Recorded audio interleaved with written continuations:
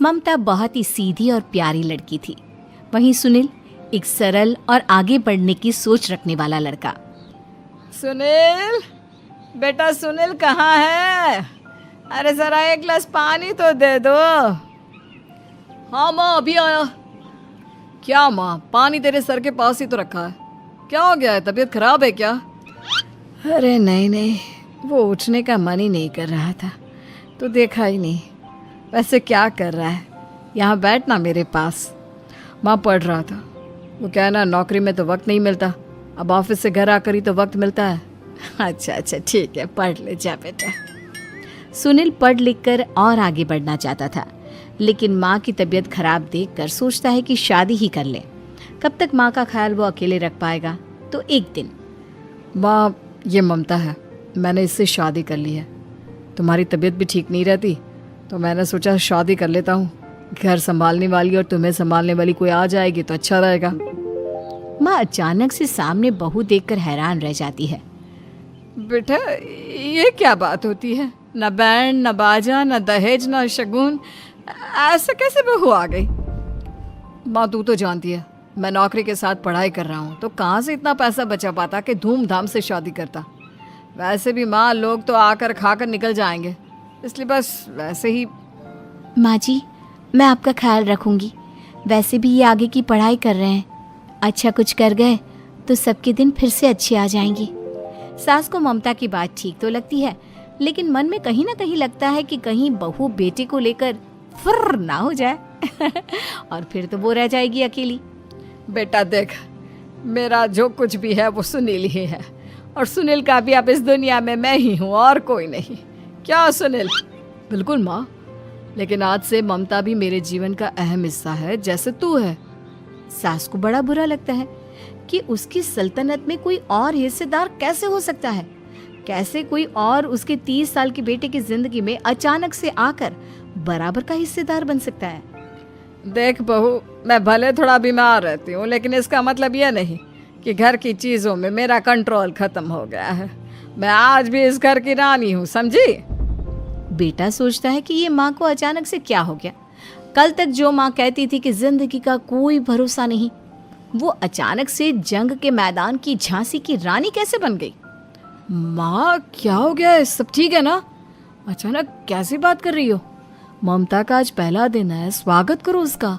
आसपास की आंटियों को बुलाओ, नई दुल्हन की मुंह दिखाए करवाओ। खैर, सास होने का फर्ज निभाती है और बाद में एक सहेली के साथ बाहर निकल जाती है। क्यों री बताया नहीं कि बेटे का ब्याह कर रही हो? वैसे तो सारा दिन हम ही में घुसी रहती हो। अरे मुझे भी तो अभी पता चला, यूं अचानक सर पर लेकर आ गया। कहता है बहू है माँ तुम्हारी, अब इसको भी इतना ही मैं प्यार करता हूँ जितना तुझे करता हूँ। लो जी, ये क्या बात होगी? क्यों इतना प्यार करता है? अरे माँ का प्यार तो ज्यादा होता है। अब उसको तो कोई दूसरा पति मिल सकता है, लेकिन तुम ही बताओ, क्या माँ की ममता किसी और की हो सकती है? ना जी ना, बेटे को समझाओ ये बात। अरे क्या समझाऊं, मुझे तो खुद ही समझ में नहीं आ रहा कि क्या हो रहा है। जो बेटा कल तक माँ माँ करता था, अचानक से बीवी बीवी का राग आलाप रहा है। देखा, उसकी बीवी ना सुंदर और जवान है। सुंदरता के आगे तो एक से एक नहीं टिके, तो तेरा बेटा किस खेत की मूली है? सास को भी समझ में आ जाता है कि बहू की सुंदरता के आगे माँ का प्यार किसी काम का नहीं। उधर बीवी, ए जी, अम्मा जी सहेलियों को छोड़ने गई थी, अभी तक आई नहीं, हम देख आए क्या? अरे रहने दो ना, आ जाएंगी। कहाँ जाएगी, उनकी आदत है, एक बार जाती है तो पूरी पंचायत खत्म करके ही आती है। अच्छा ही है, खाना वाना खा कर गई होगी। छोड़ो ना, घूमेगी तो खाना पचेगा, नहीं तो ऐसे ही खाट पकड़ लेगी। बहू भी शांत हो जाती है। उधर सास सोचती है कि आज थोड़ा देर से ही घर जाती हूँ, जब बेटा परेशान होकर ढूंढेगा तब मजा आएगा। बीवी को खुद ही पता चल जाएगा कि माँ के आगे उसकी दाल नहीं गलेगी। लेकिन वहीं दूसरी ओर घर पर, ए जी, माँ जी अभी भी नहीं आई, हमको तो घबराहट हो रही है कि क्या करें, जाकर पता करें किसी के घर। अच्छा, कहाँ जाओगी ये भी बता दो। पहला दिन है तुम्हारा इस घर में और एक ही दिन में मोहल्ला छानोगी क्या? हाँ, तो आप भी तो नहीं जा रहे हैं ना, हमको फिक्र हो रही है। अरे यार, ये रोज का है अम्मा का, खाओ और सो जाओ। बस फिर क्या था। बेटा बहू खाना खाते हैं और कमरे में सोने चले जाते हैं। उधर जब सास को कोई देखने नहीं आता तो वो हार कर घर आ जाती है, जहाँ वो देखती है कि सारे घर की लाइट्स बंद है। सास को गुस्सा आता है। बहू, ममता बहू कहाँ हो? लेकिन सारे दिन की थकी बहू को ऐसी नींद आती है जैसे किसी ने भांग की गोली खिला दी हो। वो तो नहीं उठती। उठकर आ जाता है बेटा। अरे क्या बात है अम्मा, काहे चिल्ला रही हो? अरे सो जाओ ना, सुबह की थकी है बहू, वो सो रही है। जोर से बोलोगी तो नींद खुल जाएगी उसकी। माँ को गुस्सा आ जाता है। फिलहाल तो सो जाती है, लेकिन मन ही मन ढेर सारा जहर बहू के लिए भरा होता है। सुबह बहू चाय बना रही होती है कि सास धीरे से गैस तेज कर देती है, जिससे चाय का बर्तन जल जाता है। और जैसे ही बहू चाय का बर्तन उठाती है, उसका हाथ जल जाता है। मेरा हाथ जल गया। वो जोर जोर से चिल्लाकर इधर उधर भागती है कि सास थोड़ी देर में उसके हाथ में पानी डाल देती है। हाय रे बहू, क्या कर रही हो? पहली बार रसोई छुई हो क्या? सासू माँ गलती से गैस तेज रह गई थी और बर्तन जल गया, जिससे मेरा हाथ जल गया। हाय रे, कितना गंदा दाग। छी छी छी छी, मुझे तो उल्टी आ रही है तेरा गला हुआ मांस देखकर। तू ना मुझे अभी साथ से खाना मत लगाना। बहू भी खुद का हाथ देखती है तो उसे भी रोना आ जाता है। कुछ दिनों के बाद सास की सहेली आती है, बहू चाय बनाकर लाती है। उसके जाने के बाद सहेली कहती है, बहू की सुंदरता ऐसी है कि कोई भी दीवाना हो जाए। वैसे तेरे बेटे का क्या हाल है? अरे वैसा ही है, बहू के पीछे लट्टू। क्या करूं, कुछ समझ में नहीं आ रहा। मैंने तो बहू के चेहरे पर दिवाली के पटाखे की चक्री फेंक दी, उसका पूरा चेहरा जल गया। अब देखो ना रही सुंदरता, और ना ही अब मेरा बेटा उसे पूछता है। अरे अब तो वो उसे छोड़कर दूसरी भी देखने को बोल गया है मुझे। बहू सारी बात सुन रही होती है। आंटी एक बात बताइए, क्या भरोसा है कि दूसरी सही आए और आपके अनुसार रहे? देखिए आंटी, मेरी सासू माँ को गलत बात सिखाने की जरूरत नहीं है। हमारा परिवार साथ में खुशी से रह रहा है। देख बहू, मेरी सहेली की बेइज्जती ना कर, वही अच्छा रहेगा तेरे लिए, समझी? बहू नहीं मानती है। वो बार बार उनकी सहेली को घर से निकल जाने को कहती है। तभी सास की सहेली पास के चूल्हे से लकड़ी लाकर बहू के चेहरे पर लगा देती है। बहू जोर जोर से रोने लगती है। अरे ये क्या कर दिया? मैंने कहाँ किया, ये तो तूने किया। तू ही नहीं चाहती थी कि बहू बेटे के साथ रहे, भला मैं क्यों करूंगी? मैं तो चली, निपटो अब। बहू रो रही होती है, दर्द से चिल्ला रही होती है, लेकिन सास उसे डॉक्टर के पास नहीं ले जाती। तभी पति आता है। क्या हो गया ममता? ये दाग कैसे लगा? तुम कैसे जली? ममता कुछ नहीं कहती, बस दर्द से करा रही होती है। पति माँ की तरफ देखता है। हो ना हो माँ, ये पक्का आपका काम है। आप ही ममता से जला करती थी ना।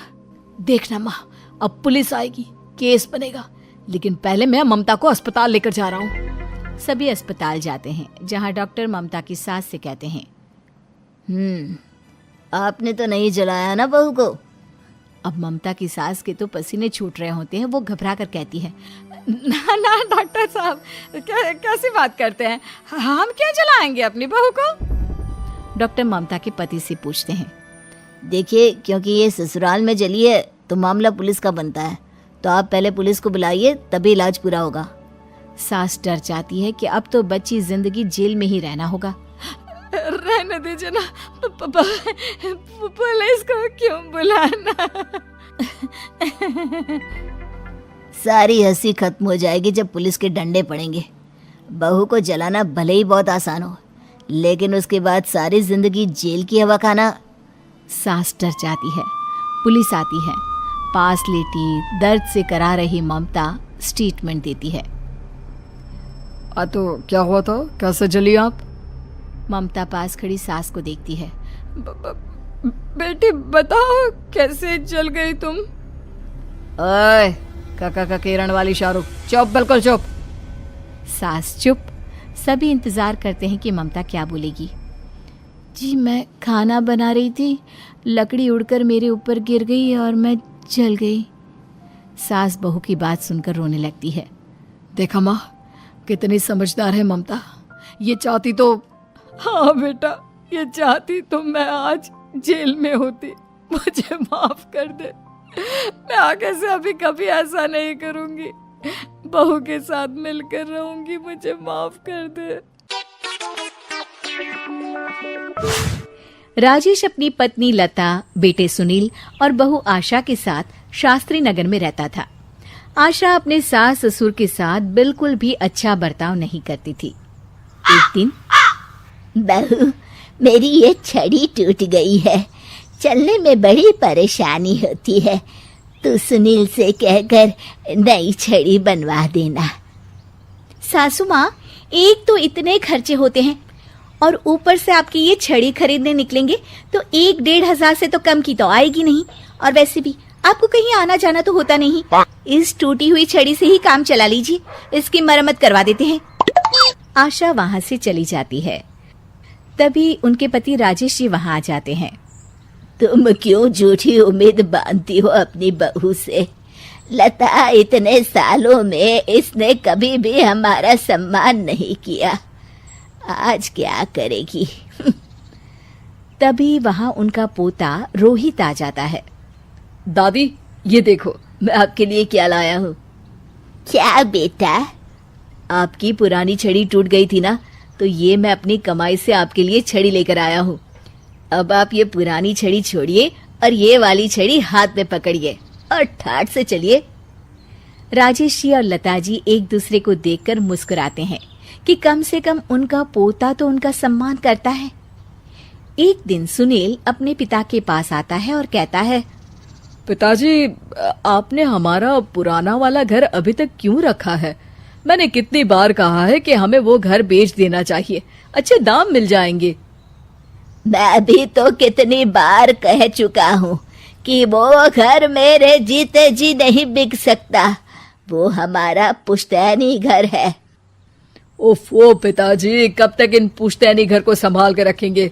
अब छोड़ भी दीजिए मोह माया, आपके पूजा पाठ के दिन है, कहाँ आप एक घर के मोह में लगे हुए हैं। घर का मोह नहीं है बेटा, कुछ चंद यादें हैं, उनका मोह है, पर तुम ये बात नहीं समझोगे। आपसे तो बात करना ही बेकार है। लता जी और राजेश जी अपने बहू बेटे के इस दुर्व्यवहार से बहुत दुखी होते हैं। उनके बहू बेटे उनके साथ दुश्मनों जैसा बर्ताव करते थे। एक दिन जब रोहित घर आया तो देखता है कि उसकी माँ आशा अपनी सास को भला बुरा कह रही होती है। आप दोनों ने तो हद कर रखी है, बस हर वक्त कोई ना कोई मांग रहती है आपकी। अरे बहू, मैंने तो बस इतना ही कहा कि तेरे ससुर जी को ठंडे पानी से नहाने में तकलीफ होती है, तो इनके लिए गर्म पानी कर दिया कर। अगर मेरे हाथ पांव चल रहे होते ना, तो मैं ही कर देती, तुझसे ना कहती। हाथ पांव तो अभी भी चलते हैं सासू माँ आपके, बस आप चलाती नहीं है। क्या मैं नहीं जानती कि ये सब नाटक है आपका, ताकि सारा काम मुझे ही करना पड़े। आशा वहां से चली जाती है और रोहित अपनी दादी के साथ इतना दुर्व्यवहार होता देख गुस्से से तिल मिला जाता है। वो गुस्से में अपनी माँ के पास जाता है। माँ, ये तुम किस तरह से दादी से बात करती हो? अरे तुझे नहीं पता बेटा, उनके तो 50 नाटक रहते हैं। खैर तू ये सब छोड़, मुझे तुझसे एक बात करनी है, और वो भी खुशखबरी वाली। कैसी खुशखबरी माँ? अरे तेरे पिताजी ने अपनी दोस्त की बेटी मेघा से तेरा रिश्ता तय कर दिया है। क्या मेघा से? माँ, पर हम तो बहुत अच्छे दोस्त हैं। मेघा से शादी का तो मैंने कभी सोचा भी नहीं। अरे नहीं सोचा तो अब सोच लेना। रोहित और मेघा बाहर एक दूसरे से मिलते हैं और बातें कर रहे होते हैं। मेघा, मुझे पता है कि हम दोनों की शादी होने वाली है, पर मैं तुम्हें एक बात अभी से बता देना चाहता हूँ। क्या रोहित? यही कि मेरी माँ एक अच्छी सास नहीं बनेगी, क्योंकि वो एक अच्छी बहू नहीं है। पर रोहित, आंटी को तो मैं बचपन से जानती हूँ, वो तो बहुत अच्छे स्वभाव की हैं। वो स्वभाव पता नहीं मेरे दादा दादी जी के लिए क्यों नहीं दिखता। उन्हें तो वो हर वक्त बुरा भला ही कहती रहती है। मैं चाहता हूँ कि उन्हें ये पता चले कि वो ये बहुत गलत कर रही है। मैंने कुछ सोचा है जिससे माँ सही रास्ते पर आ सकती है। मेघा, क्या तुम इसमें मेरा साथ दोगी? तुम जैसा कहोगे मैं वैसा ही करूंगी रोहित, मैं तुम्हारे साथ हूँ। मेघा और रोहित दोनों की शादी हो जाती है और मेघा अब आशा की बहू बनकर उनके घर आती है। बहू, ये देख, मैंने तेरे लिए ये हार बनवाया है। ये भी कोई हार है? मैं तो सोच रही थी कि आप मुझे डायमंड नेकलेस देंगी, पर ये क्या सस्ता सा हार पकड़ा दिया आपने मुझे। आशा को ये सुनकर गुस्सा आ जाता है। वो मेघा पर बरस पड़ती है।